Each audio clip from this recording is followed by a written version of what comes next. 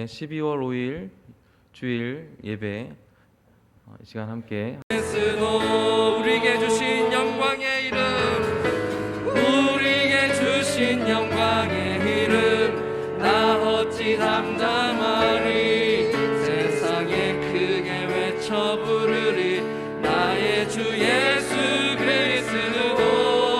예수 능력의 이름, 예수 예수, 오 능력의 그 이름 예수, 나 외쳐 부르네. 예수 예수, 오 구원의 그 이름 예수, 나 외쳐 부르네. 예수 그리스도, 예수 능력의 이름, 예수 예수, 오 능력의 그 이름 예수, 나 외쳐 부르네. 예수 예수, 오 구원의 그 이름 예수, 나 외쳐 부르네. 예수 그리스도. 우리의 구원 되신 그분께 더 가까이 가겠습니다. 진정한 고백으로 주 앞에 찬양하겠습니다. 주께 가까이 날 이끄소서, 주께 가까이 날 이끄소서, 간절히 주 된 이웃과 해외의 미전도 종족을 향해서 뻗어나가기도 했습니다. 그 중심에는 성도들이 함께 모여 예배드리고 커피를 마시며 교제하고 청소도 하는 이 공간, 이 영파 본당이 있었습니다. 그러나 이제 이 영파 본당의 시대는 저물고 있습니다. 우리에게 많은 추억과 감사함을 주었던 이 공간을 더 이상 우리가 누리지 못함을 아쉬워만 하지 말고, 지난 세월 우리가 이룬 것보다 더 많은 축복을 주신 하나님의 사랑에 감사함으로 마무리가 되기를 소망합니다. 애굽을 떠나 광야를 거쳐 가나안으로 나아갔던 이스라엘 백성 공동체처럼 공동체의 터전은 몇 번의 큰 변화가 되는 과정 속에 익숙한 것을 떨쳐내고 새로운 곳을 나아가는 데 있어서 늘 불안함과 두려움이 있었습니다. 때로는 노예로 지냈지만 풍족한 애굽을 서적으로 힘들어하는 성도들과 이웃들을 위해서 더 손을 내밀고 부지런히 발을 움직이고 수고하는 용기를 갖기를 기도합니다. 매일 하루하루를 평범하게 살고 무사하게 지내는 것이 하나님의 은혜임을 배우게 되었습니다. 지금까지 우리 공동체를 지켜주셨던 에베네셀의 하나님께서 새로운 공간으로 나아가는 제들교회를 신실하게 지켜주실 줄 믿으며 이 모든 말씀 예수님 이름 받들어 기도드렸습니다.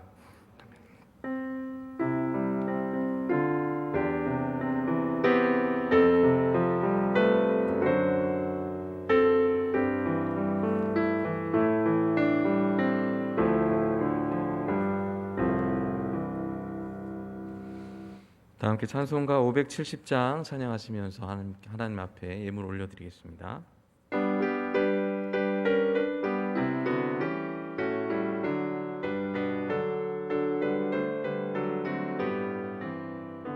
주는 나를 기르시는 목자요, 나는 주님의 귀한 어린 양. 푸른 풀밭 맑은 시냇 물가로 나를 늘 인도하여 주신다. 주는 나의 좋은 목자, 나는 그의 어린 양. 저를 따라 꿀을 먹여주시니 내게 부족함 전혀 없어라. 예쁜 새들 노래하는 아침과 노을 비끼는 고운 황혼에 사랑하는 나의 목자 음성이 나를 언제나 불러주신다. 주는 나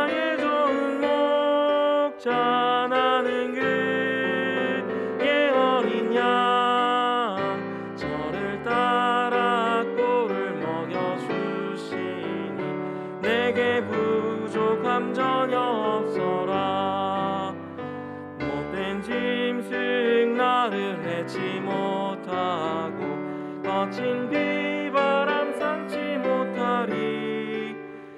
나의 주님 강한 손을 펼치사 나를 주야로 지켜주신다. 주는 나의 좋은 목자, 나는 그의 어린 양.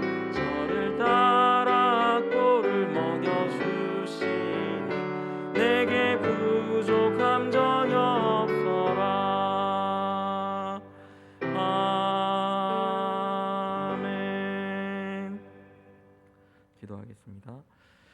살아계신 아버지 하나님, 사랑의 하나님, 언제나 우리를 위하여 이른 비와 늦은 비로 우리의 삶 가운데 채워주셔서 감사드립니다.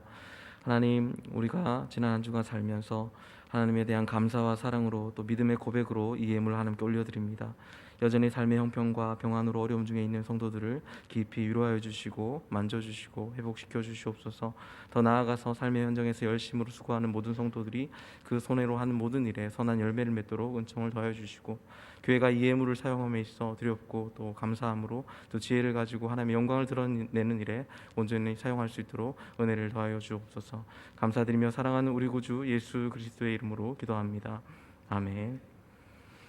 네, 반갑습니다. 우리 잠깐 좀 인사할까요? 오랜만에 저희가 22개월 만에 저희가 영파여고에 다시 들어왔는데요. 좀 좌우 좀 고개 돌려서 돌아보시면서, 네, 성내에서도 우리가 인사하지만 여기서 또 인사하면 좋을 것 같습니다. 네, 반갑습니다. 환영합니다. 축복합니다.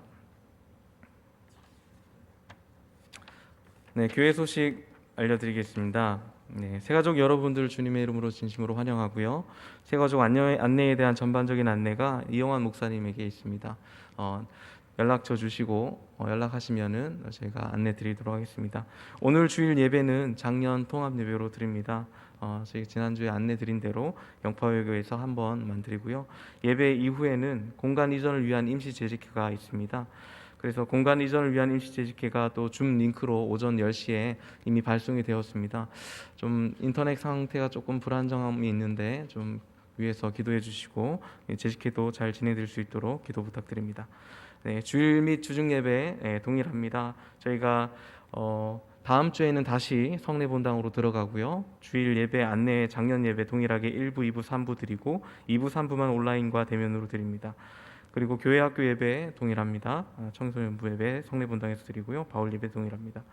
나머지 안내 참조해 주시고 영파여고 주자까지 참조해 주시면 감사드리고, 다음 주일은 특별히 저희가 성례 본당에서 드리는데 그리고 19일 날에는 다시 한번 이 자리에서 영파여고로 돌아와서 공동회와 함께 주일 예배를 드립니다. 주간에 또 다시 한번 안내로 나갈 예정입니다. 네, 주일 예배 신청 안내가 있습니다. 매주 목요일 오후 1시에 문자로 발송이 됩니다. 꼭 신청으로 등록해 주시면 감사하겠습니다. 네, 아둘람 기금 감사드리고 기도해 주시고, 겨울이 다가오면서 또 힘든 분들이 많이 있을 것 같은데요. 우리 주변에 있는 지체들 좀 살펴주셔서 도움을 받을 수 있도록 동참해 주시면 감사하겠습니다. 네, 2022년 교회학교 교사 모집 안내가 있습니다. 어제 저녁에 저희가 문자로 신청 링크를 발송해 드렸는데 좀 유심히 봐주시고, 힘든 때에 더 많은 섬김과 동역이 필요합니다. 우리 함께 교회학교가 좀 다음 세대들이 함께 잘 자라날 수 있도록, 신앙으로 세워질 수 있도록 교사로 동참해 주시면 감사하겠습니다. 네, 교우 소식 안내 드립니다. 네, 장례가 어제 오후 12시 반에 낮에 있었습니다. 윤정민 집사님의 부친 되시는 아버님께서 그간에 식도암으로 투병 중이셨다가 이제 어제 소천하셨고요. 그간에 윤정민 형제가 많이 힘을 썼고 교회에는 되도록 많이 안 알린 것 같습니다. 아산병원에 장례가 있고요. 어제 문자 나간 대로 진행이 될 예정입니다. 위에서 기도해 주시고 가족들에게 하나님의 큰 위로가 있도록 기도해 주시면 감사하겠습니다. 네, 결혼 소식입니다. 바울에서 만난 커플입니다. 나대영 이미림 형제자매, 이번 주 토요일 오전 11시에서 강남에서 결혼식이 있습니다. 축하해 주시고 축복해 주시기 바랍니다. 이사 있습니다. 우리 나오미의 박경원 서양수 가정 이사했습니다. 새로운 거처에서 잘 평안하게 하나님 안에서 생활하실 수 있도록 기도 부탁드립니다. 새로운 교역자 부임 안내에 대해서는 이후에 목사님 설교 마치신 이후에 소개와 인사 함께 갖도록 하겠습니다. 네, 하나님 말씀 함께 봉독하겠습니다. 고린도전서 6장 1절에서 1절에서 8절까지 말씀입니다. 함께 교독하시고 마지막 8절은 우리 다 함께 합독하겠습니다. 너희 중에 누가 다른 이와 더불어 다툼이 있는데 구태여 불의한 자들 앞에서 고발하고 성도 앞에서 하지 아니하느냐? 성도가 세상을 판단할 것을 너희가 알지 못하느냐? 세상도 너희에게 판단을 받겠거든 지극히 작은 일 판단하기를 감당하지 못하겠느냐? 우리가 천사를 판단할 것을 너희가 알지 못하느냐? 그러하거든 하물며 세상 일이랴. 그런즉 너희가 세상 사건이 있을 때에 교회에서 경히 여김을 받는 자들을 세우느냐? 내가 너희를 부끄럽게 하려 하여 이 말을 하노니 너희 가운데 그 형제 간의 일을 판단할 만한 지혜 있는 자가 이같이 하나도 없느냐? 형제가 형제와 더불어 고발할 뿐더러 믿지 아니한 자들 앞에서 하느냐? 너희가 피차 고발함으로 너희 가운데 이미 뚜렷한 허물이 있나니 차라리 불의를 당하는 것이 낫지 아니하며 차라리 속는 것이 낫지 아니하냐? 너희는 불의를 행하고 속이는구나. 그는 너희 형제로다. 아멘. 이 시간 진 것 같지만 이긴 싸움을 하라라는 제목으로 말씀 전해 주시겠습니다.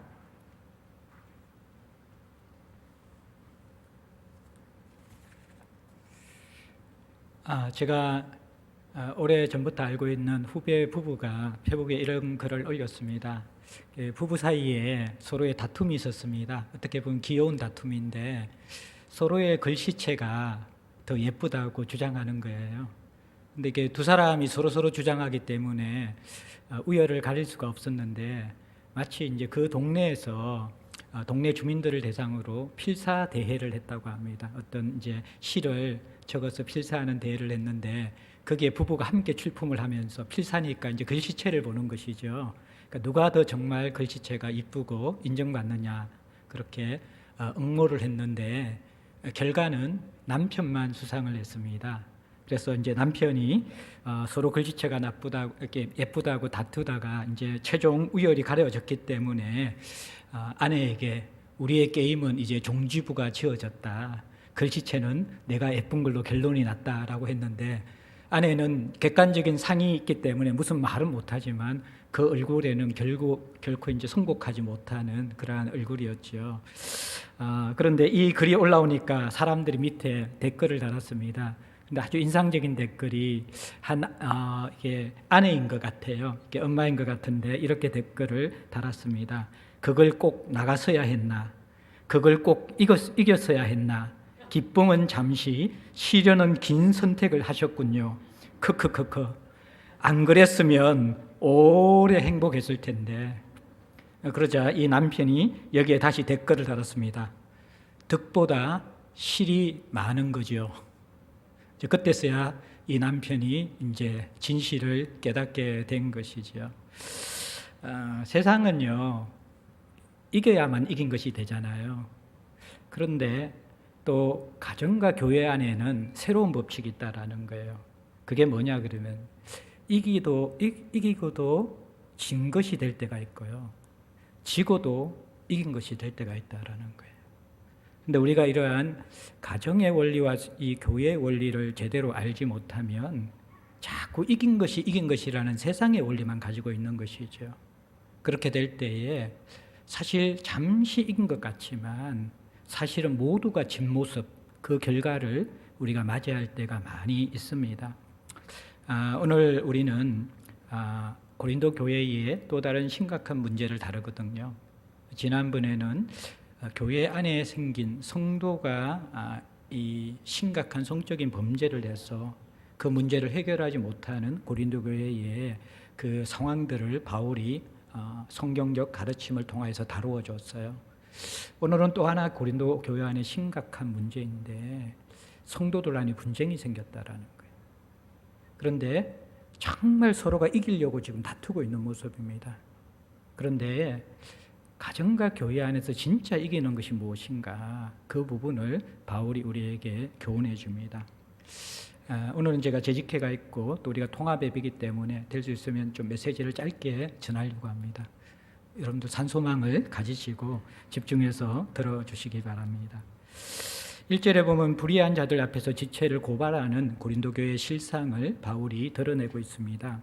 너희 중에 누가 다른 이와 더불어 다툼이 있는데, 너희 중에서 서로 다툼이 일어났다라는 거예요.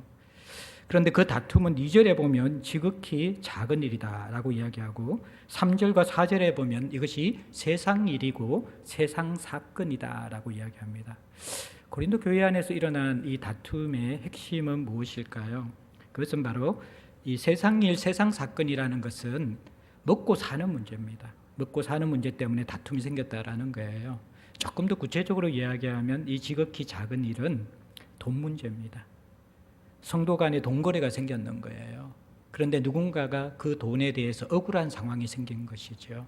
계약을 했는데 상대편이 어겼다든지, 아니면 또 상대방에게 빌려주었는데 그것을 되돌려받지 못했다든지, 이런 식의 사업상의 계약이나 아니면 빌려준 돈에 대해서 억울하게 받지 못해서 서로가 그 부분 때문에 다툰 것이죠. 갚지 못하는 사람은 이런 상황이 있기 때문에 갚지 못한다, 그러면서 자기도 억울하다고 이야기하고, 빌려주거나 또 계약을 한 사람은 아니 내가 얼마나 힘들게 빌려주었는데 그것을 갚지 않느냐라고 하면서 교회 안에 다툼이 생긴 거예요.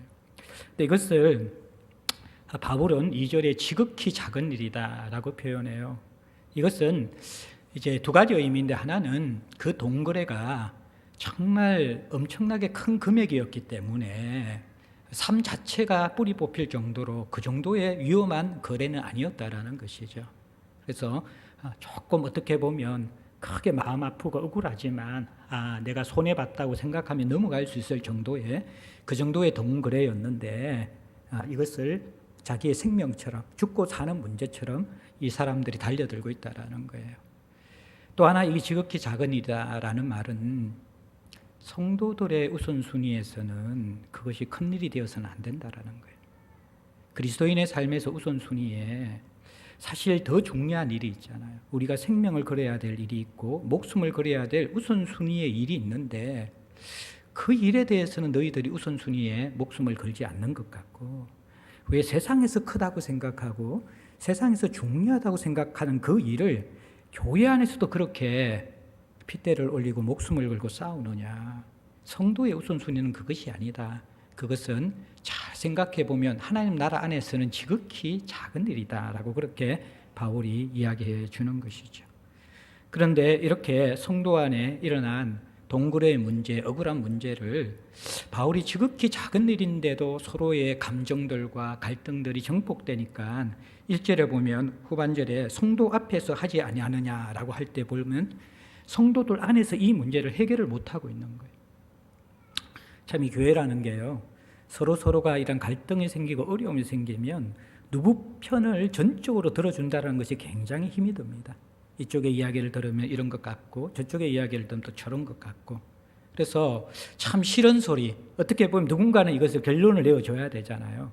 그게 이렇게 교회 안에서 안 되는 거예요. 그냥 이 해결을 하지 못합니다. 그러니까 결국 이제 이들이 하는 것이 뭐냐 그러면 1절 중반에 보면 구태여 불의한 자들 앞에서 고발했다. 이게 이제 핵심인 것이죠. 불의한 자들. 그러니까 하지 말아야 될 일을, 구태여는 이게 굉장히 책망하는 말이거든요. 어쩌자고 너희들이 이 문제를 불의한 자들에게 고발하느냐. 그러니까 이 불의한 자들이 누구인가? 이것은 세상 법정에 있는 재판관들입니다. 근데 이들을 왜 불의한 자라고 하는가? 당시 이 로마가 지배할 시대에는 특별히 이게 법정이 크게 두 가지로 구분되어 있었어요. 중앙법정과 또 로마가 통치하는 지방 속국에 해당되어지는 지방법정, 이렇게 구분되어 있었던 거예요. 이 중앙법정은요, 주로 정치범, 그죠? 그리고 이 내란죄 이런 것들을 다루는, 살인죄 같은 걸 다루는 흉악범들을 다루거나 정치범을 다루는 그러한 법정이 중앙법정입니다. 이것은 그런대로 아주 공정한 재판이 이루어졌습니다. 반면에 이 지방법정은요, 이것은 여러분들 삶에 대한 문제들, 특별히 이제 돈을 주고받는 일, 이 민사의 문제들, 상거래의 문제들을 다룬 것이 지방법정입니다. 근데 이 지방법정은 제대로 공정한 재판이 거의 이루어지지 않았습니다. 쉽게 이야기하면 유전 무죄이고 무전 유죄인 그런 재판인 거예요. 많은 사람들이 결국 돈으로 재판관을 매수해서 돈이 많은 사람들, 또 사회적인 권력과 영향력이 많은 사람들이 이 재판에서는 대부분 이겼던 불의한 재판 법정이었다라는 거예요.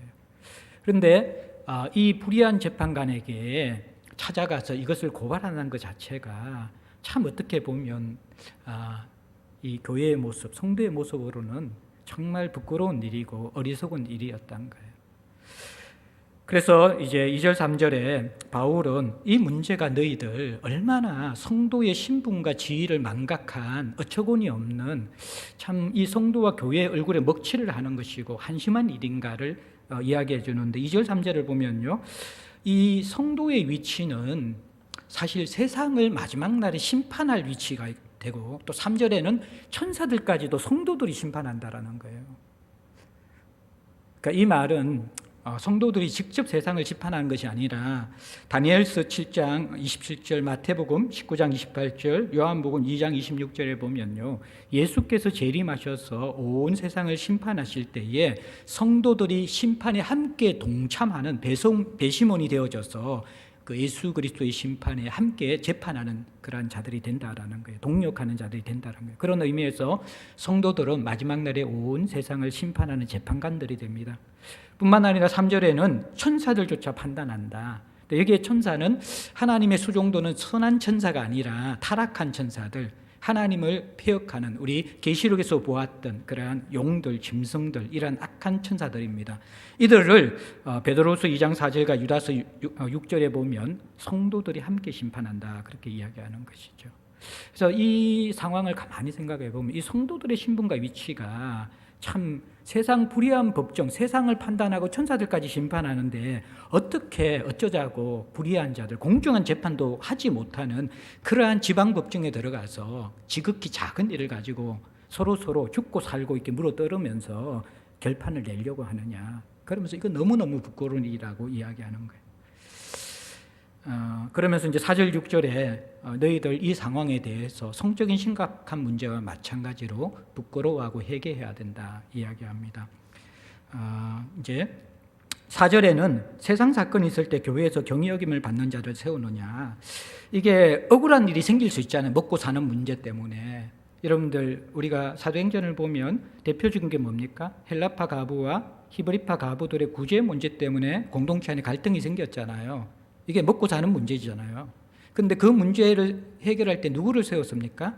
성령과 지혜가 충만하고 사랑들에게 칭찬받는 7 집사를 세워서 그걸 해결하잖아요. 이러한 교회 안에서 세상에 이러한 억울한 일과 힘든 일이 생기게 되어질 때에 당연히 지혜롭고 성숙하고 분별력 있는 그러한 사람들을 세우지, 경히 여기는 사람들, 무시하는 사람들, 판단력도 없는 사람들, 저 사람에 대한 평판이 불의하고 뭔가 삐뚤어졌다고 생각하는 사람들에게 맡기지 않잖아요. 그게 상식인데 어떻게 교회 안에서도 그렇게 하지 않는데 너희들이 이것을 세상에 가서 불의한 자들에게 맡기냐. 그게 4절 말이에요.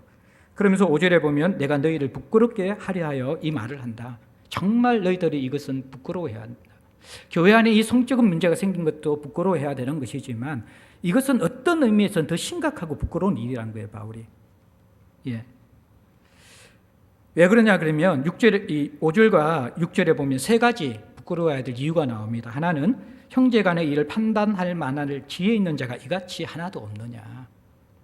이렇게 이야기하면 정말 교회를 건강하게 세우는 것보다도 자기 자신이 이 일에 연루되어서 피해를 보거나 억울한 일을 당하거나 또다시 뭔가 이렇게 자기에게 어려움이 있을까, 그렇게 생각해서 개입하지 않는 사람들이 대부분이었을 거예요. 정말 또 형제들을 정말 사랑하면 이 문제에 개입해서 해결해야 되잖아요. 그러니까 이들이 지혜도 있고 성숙했다고 하고 은사도 많다고 하지만 실상 너희들이 하는 짓을 보니까 분별력도 없고 사랑함도 없다라는 거예요. 예. 모두 다가 자기 몸살이에 바쁘고 이 문제에 대해서 깊이 개입하지 않고 있구나. 예. 이 말이에요. 5절에 형제 간의 일을 판단할 만한 지혜 있는 자. 이건 단순한 머리의 지혜가 아니라 이 성경의 지혜는 예수 그리스도의 마음에서 나오는 지혜잖아요. 그런 마음을 가진 사람이 없다는, 아비의 마음을 가지고 이 문제를 자기의 문제로 끌어안고 정말 그 속에 들어가서 해결할 수 있는 그러한 지혜가 너희들에게 없다. 이거 정말 너희들 부끄러워해야 될 일이다. 그렇게 성숙했다고, 그렇게 너희들 지혜가 있다고 자랑하면서 실상 너희들은 지금 착각하고 있는 것 아니냐. 그렇게 부끄러워해라 이야기합니다. 두 번째는 형제가 형제와 더불어 고발할 뿐더러. 예. 뭡니까? 이게 교회가 새로운 대안 공동체잖아요. 원수된 우리를 십자가로 화목해서 다른 우리가, 약한 우리가, 허물 많은 우리가 그것을 덮으면서 예수님께서 우리를 받으신 것처럼 서로를 받아내어서 새로운 가족을 만들어야 되는데, 그 부르심이 있는 공동체가 세상보다 더하게 지극히 작은 일 가지고 꼭 내가 억울한 일 풀어야 되겠다, 이겨야 되겠다, 그렇게 지금 물러서지 않고 있는 이 모습. 예? 그러면서 믿지 아니하는 자들 앞에서 고발한 거, 이게 세 번째죠. 예. 이제 이게 하나, 첫 번째는 교회 공동체에 대한 부끄러움이에요. 너희들 그것 하나 해결하지 못하느냐? 그만큼 지혜가 없고 사랑이 없느냐? 두 번째는요, 이 당사자들에 대한 부끄러움이에요. 너희들 그거 꼭 이겨야 되겠느냐? 고발하면서까지 억울함을 풀어야 되겠느냐? 꼭 너 유익을 챙겨야 되겠느냐? 그게 이제 두 번째의 부끄러움이에요. 세 번째는 그것을 바깥에 나가서 불의한 세상 법정에까지 고발할 정도로 그만큼 그게 억울하고 꼭 이겨야 될 일인가? 이 세 가지를 이야기하면서 이거는 너희들이 성적인 범죄보다도 더 심각하게 부끄러워야 할 일이다, 그렇게 바울이 이야기하고 있는 거예요. 쉽게 비유하면요, 이런 거예요. 성도의 신분은 대통령인데요, 온 나라를 통치하고 온 나라를 책임지고 그게 우리의 신분, 왕 같은 제사장이잖아요.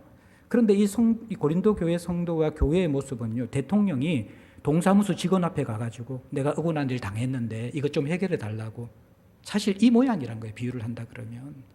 이게 너희들의 지금 한심하고 처참한 모습이다, 그렇게 바울이 고린도 교회의 모습을 드러내주고 있는 거예요. 저는 이 모습이 오늘날 성도와 한국교회의 모습이 될 수 있다고 생각해요. 우리가 주님께서 우리에게 주신 생명을 걸어야 할 일에 대해서 생명을 걸고 핏대를 올리는 일은 거의 교회에서 사라지고 있고, 지극히 작은 일, 지극히 작은, 우리도 동거래 때문에 그럴 수 있고요, 우리도 내 평판과 내 유익과 내 억울함과 내 원함들 때문에, 그것은 어떻게 보면 하나님 나라 전체를 볼 때 굉장히 지극히 작은 일인데, 그것 가지고 억울함과 또 그것 가지고 풀지 못하면 이게 참지 못하는 것을 가지고 끝까지 갈등과 분열과 자기의 주장을 하는 그 모습이 있을 수 있다라는 것입니다. 이것이 이제 세상 사람들이 크게 추구하는 것이죠. 세상 사람들은 뭐 소망이 없잖아요. 삶의 목적이 없기 때문에 돈이 인생의 전부이고 또 자기 명예와 자기 평판이 인생의 전부이죠. 그러니까 그것 쟁취해야 되고 그것 얻어야지 삶의 의미가 있는 사람들입니다. 그런데 성도는 사실 우선순위와 삶에서 다르잖아요. 너희는 먼저 그 나라와 그 의를 구하라. 예. 무엇을 먹고 무엇을 마시고 무엇을 입을까, 이런 것은 다 이방인 구하는 것 아니냐. 어떻게 그런데 이방인하고 똑같이 사느냐. 이방인하고 똑같이 사는 것을 뛰어넘어서 이제는 그것이 그들의 신이 되고 우상이 되어서 교회 안에서도 이제는 분열하고 다투고 분쟁하는 그 모습이 고린도 교회의 모습이다, 그렇게 지금 이야기하고 있습니다. 그래서 7절과 8절에 넘어가면 이제 바울이 여기에 대해서 너희들은 지금 이기려고 하지만 모두가 지고 있는 싸움을 하고 있다, 그렇게 진단을 하고, 그러면 정말 성도가 모두가 이기는 싸움이 무엇인가, 진 것 같지만 이기는 싸움이 무엇인가라는 성경적 원리를 우리에게 제공해 줌을 통해서 말씀을 마무리하고 있습니다. 7절에 보면 너희가 피차 고발함으로 너희 가운데 이미 뚜렷한 허물이 있나니, 여기에 허물이라는 단어는 헤테마라는 헬라어인데 이것은 패배라는 단어입니다. 패배, 허물이 아니라 더 정확한 의미는 패배입니다. 너희가 피차 고발함으로 너희 가운데 이미 뚜렷한 패배가 있다라는 거예요. 모두가 졌다라는 거예요. 이긴 사람이 없다라는 거예요. 이미 게임이 끝났다라는 거예요. 그 모습 자체가, 제가 이야기한 세 가지의 부끄러운 모습 자체가 아무도 승리자가 없는, 이긴 자가 없는 처참한 패배의 결과만 남은 그런 모습이다. 상처뿐인 모습이다. 그렇게 바울이 진단을 합니다. 그러니까 너희가 피차 고발함으로, 지극히 작은 것을로도 끝까지 형제를 이기려고 하는 그 모습이죠. 7절에 보면요. 그러면서 8절에 또 보면요, 너희는 불의를 행하고 속이는구나. 이기기 위해서 처음에는 작게 시작했다가 나중에는 이기는 게 목적이 되거든요. 그럼 사람들이 수단 방법을 가리지 않습니다. 모욕하고 보복하고 험담하고, 그러면서 이게 또 불의를 행하고 속이고라는, 행한다 속인다라는 이 단어가 현재 진행형입니다. 쉽게 이야기하면 뭐냐 그러면요, 반복적으로 지속적으로 정복되고 있는 상황이라는 거예요. 이게 한 번 하고 끝나는 게 아니라 사람들은 한번 갈등이 생기고 자기의 억울함이 생기면요, 그게 계속해서 눈덩이처럼 정복된다, 지속적으로. 예. 그래서 많은 교회들이 갈등이 생기고 깨어지고 분열이 생기고 세상에 손가락질을 받는 일들이 생겨나는 것이죠. 자, 그런데요, 8절이 굉장히 중요합니다. 우리 8절 한 번만 우리 같이 한번 읽어볼까요? 시작. 너희는 불의를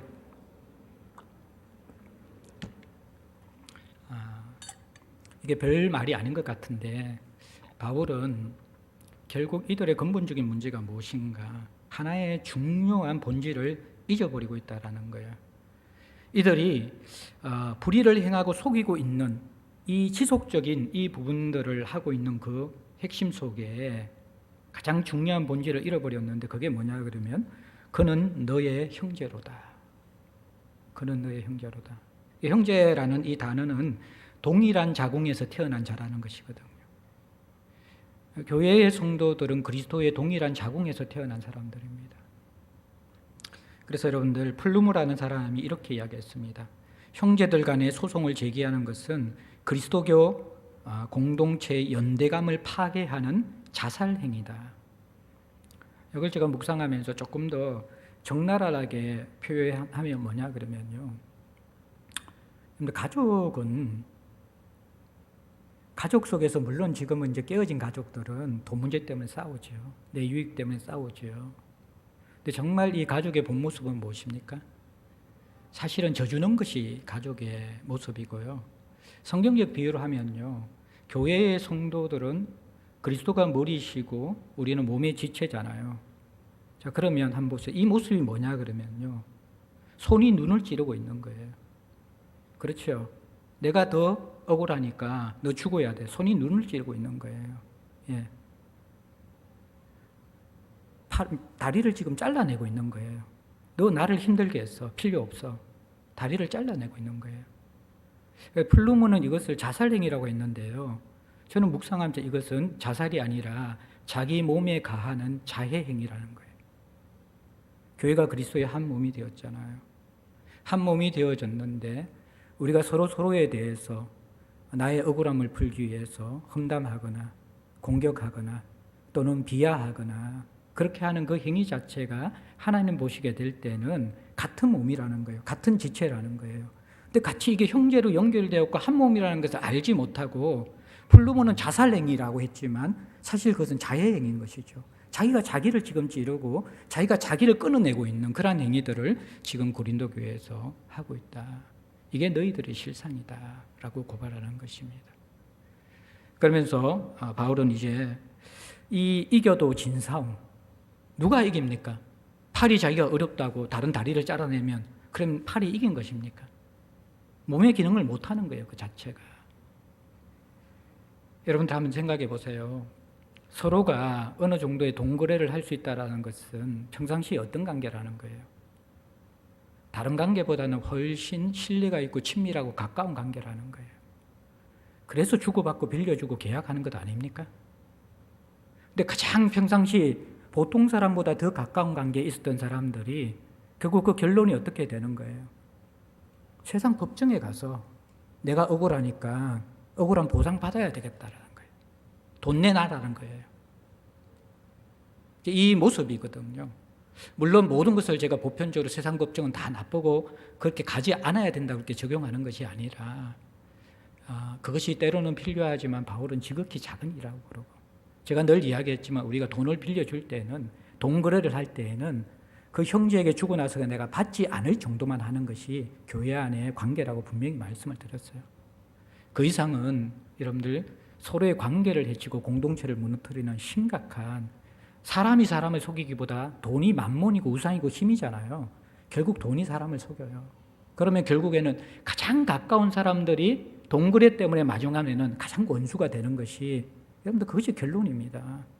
누가 이긴 싸움이 됩니까? 그렇게 되어지면 결국 우리 서로가 자해한 꼴밖에 안 된다라는 거예요. 그러면서 마지막 결론이 뭐냐 그러면 7절 말씀입니다. 7절 후반절에 보면요, 차라리 불의를 당하는 것이 낫지 아니하며 차라리 속는 것이 낫지 아니하냐. 무슨 말입니까? 억울해하라는 거예요. 그냥 손해보고 말라라는 것입니다. 세상에서는 이런 일이 있으면 안 되죠. 정의를 세워야 되는데요. 공의를 세워야 되는데요.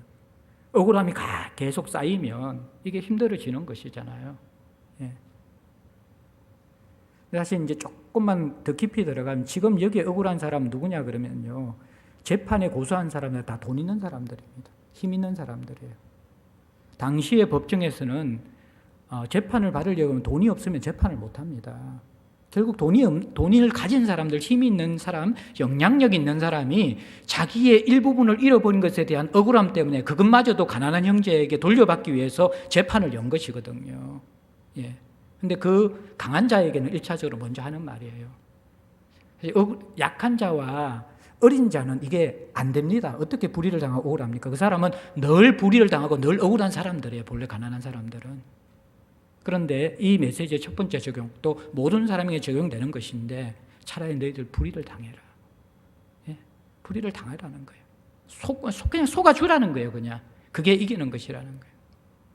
그게 여러분들 마태복음의 산상순 가르침 아닙니까? 누가 오리를 가자 그러면 십리를 가고 겉옷을 달라 하면 속옷까지 내어주라.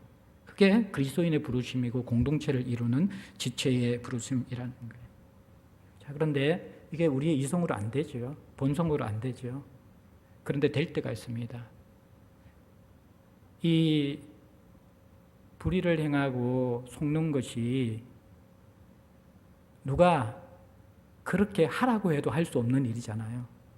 근데 누가 그렇게 하지 말라고 해도 할 수밖에 없는 사람이 있습니다. 그게 누군지 아십니까? 더 사랑하는 사람입니다. 더 많이 사랑하는 사람이 그렇게 합니다. 여러분들 엄마가 물론 가끔씩 자기 혼자 가정을 위해서 희생하고 힘들다고 억울하고 이야기하지요. 그런데 엄마가 죽자 사자 이기려고 자녀들에게 덤벼드는 거 봤습니까? 결국 이 원리가 뭔지 아십니까? 사랑이 더 많은 사람이 지는 것입니다. 그것이 성경의 원리입니다. 결국 가정이 가족이 되고요.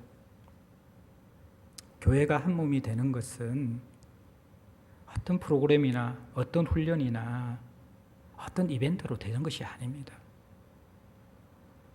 한 사람 한 사람이 그리스도 예수 안에서 녹여지면서 부모가 되어져 버리면요. 사랑이 많은 사람은 다 지더라고요. 다 포기하고 양보하고 물러서더라고요.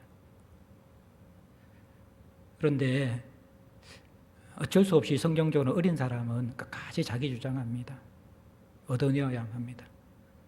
근데 이것을 착각하지 마십시오. 지금 지극히 작은 일을 의미하는 것입니다. 본질에 대한 것은 그렇게 하면 안 되죠. 생명을 걸어야 돼요. 잘 분별해야 돼요. 우리가 본질이라 그러면 생명을 걸어야 되는데 정말 하나님께 기도하면서 지극히 작은 일이라 생각하면 사랑이 많은 사람이 결국에는 져주는 것이 이기는 것이다. 이게 성경의 원리이고 가족의 원리입니다. 가정이 세워지지 않는 것은요.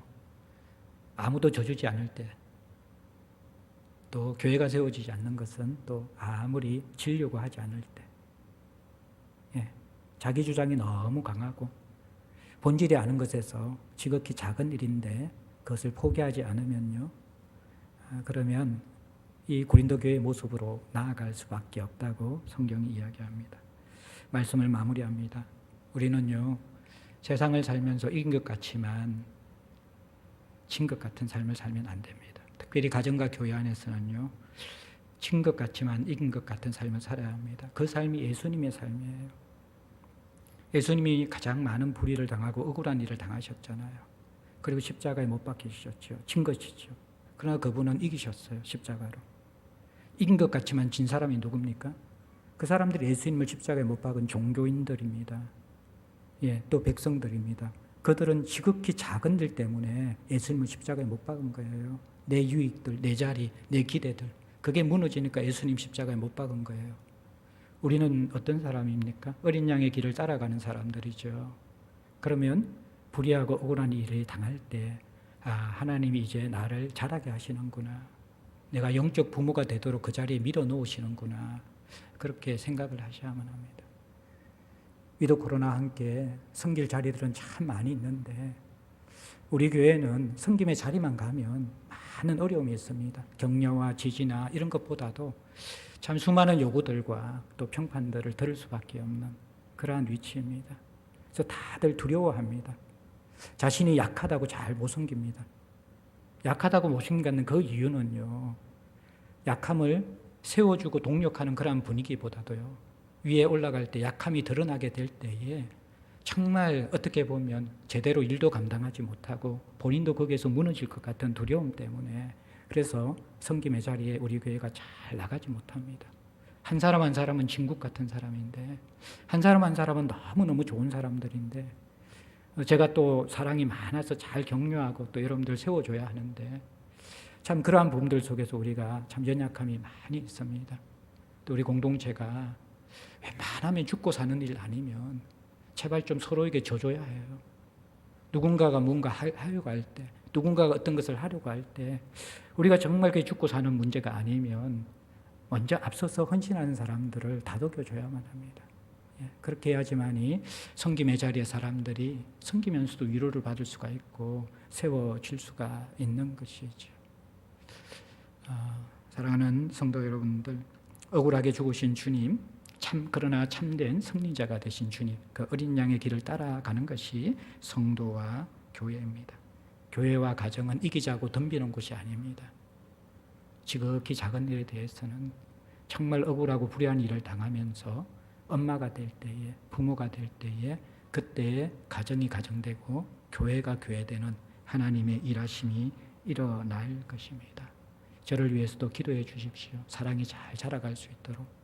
또 우리 앞선 자들을 위해서도 기도해 주십시오. 하나님, 저분들이 아무리 교회가 격려하고 하더라도 일하다 보면 억울할 겁니다. 힘들 겁니다. 하나님, 그때마다 참 그것이 어린 양의 길을 따라가고 그 속에서 성숙이 있고 이기는 길임을 알게 하여 주십시오. 우리 공동체 위해서 좀 기도해 주십시오. 하나님, 우리가 참 필요도 많고 또 해야 될 일도 많이 있는데, 그런데 요구만 하고 기준만 가지고 있는 것이 아니라 조금이라도 하는 사람을 많이 격려해 주고, 또 우리가 다들 어떻게 보면 각자의 삶의 자리에서 일하면서 섬기잖아요.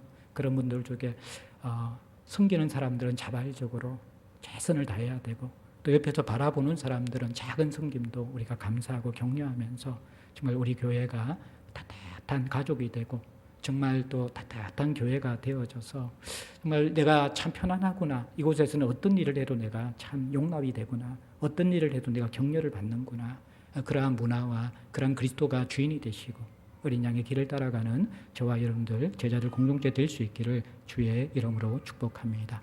우리 함께 마음으로 드리는 기도의 시간 잠시 가지겠습니다.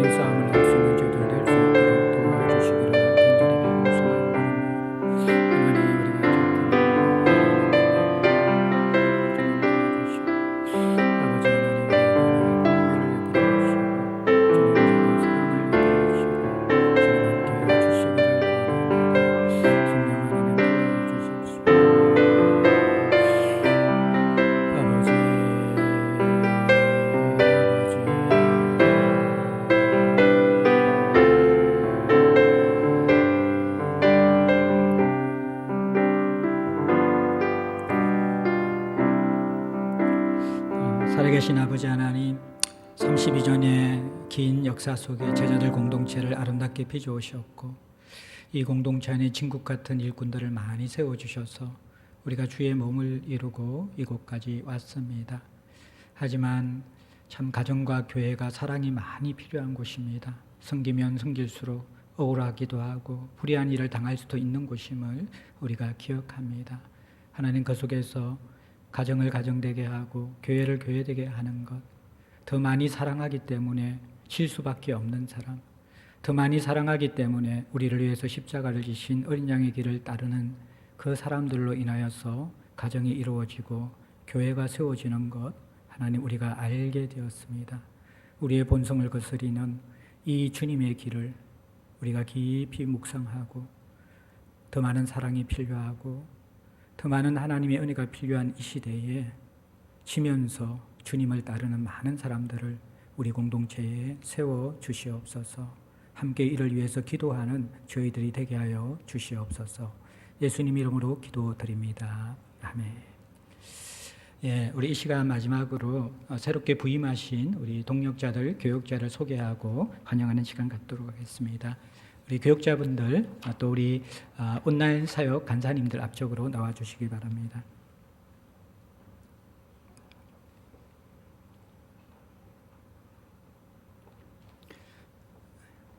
중간 쪽, 예, 이쪽으로 올라오시죠. 잘 안 보이니까. 예, 앞쪽으로 그럼 쭉 오셔가지고요. 중간 쪽으로 오셔서 서주시고.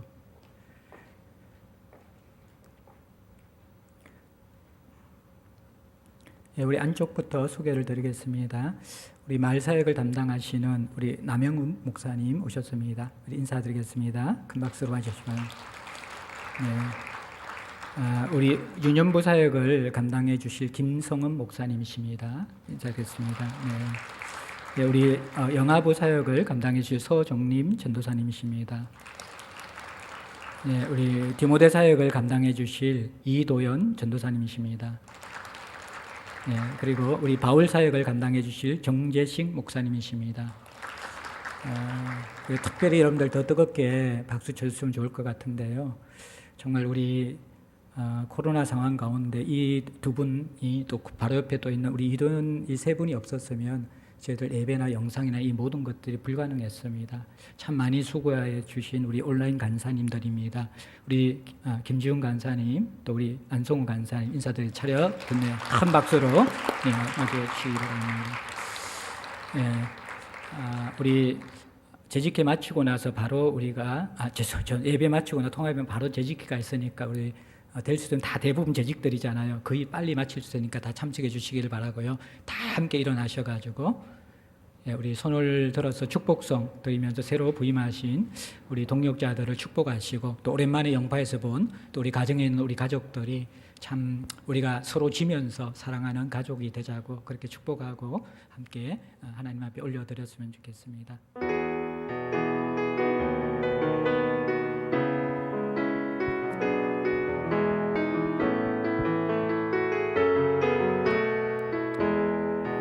당신은 하나님의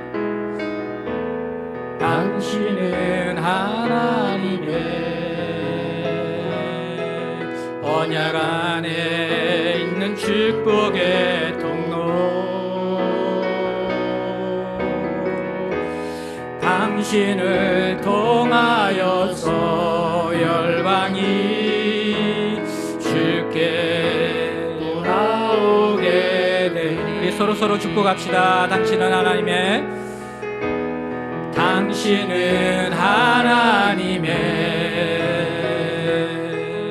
언약 안에 있는 축복의 통로. 당신을 통하여서 열방이 주께 돌아오게 되니. 이제 오랜만에 우리 영파에서 모였는데 우리 동성끼리는 좀 흑어도 해주시고요. 한번 조심해서 좀 박수도 격려도 해주시면서 우리 안에 좀 인사해 주시고요. 또 가정에 계신 분들 나오고 싶었지만 또 아쉬울 것 같아요. 여러분들 축복합니다. 또 우리 동역자들 축복합니다.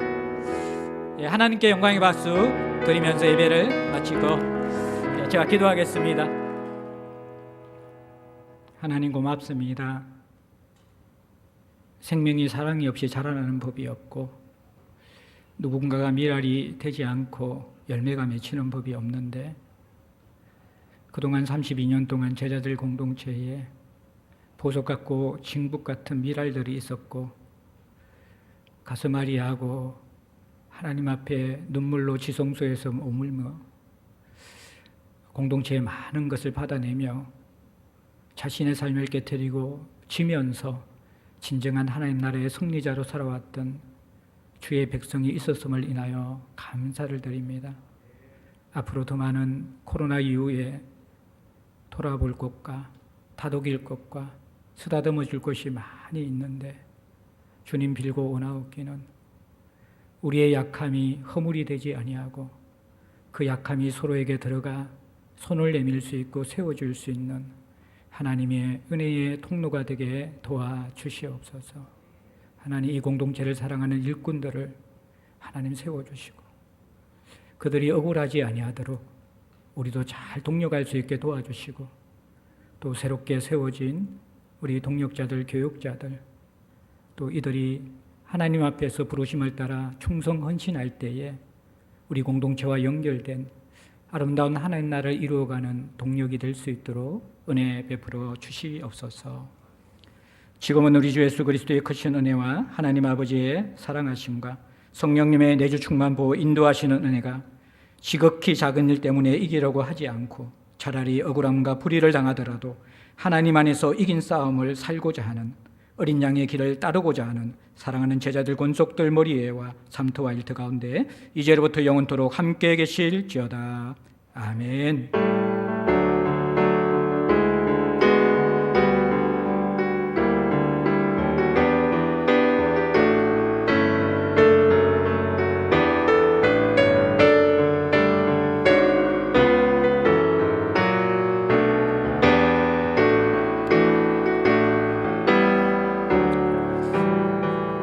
이어서 바로 재직회를 임시 재직회를 시작하겠습니다. 우리 주는 날을 기르시는 목자여 예배 시간에 드렸던 그 찬양을 같이 한번 다시 드리겠습니다.